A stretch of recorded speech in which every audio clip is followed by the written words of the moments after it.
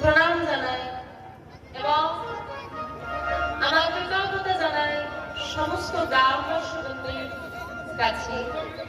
যাদের অক্লান্ত পরিশ্রম, যার ফল আছে এমন সুন্দর মধুর গাথা। এই অধমাকে কৃপা করার জন্য, এই অধমার এই জ্ঞান শূন্য ভক্তি শূন্য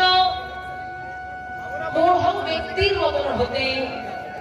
গোবিন্দ কথা শ্রবণ করার জন্য যে এত ভক্তমণ্ডলী একত্রিত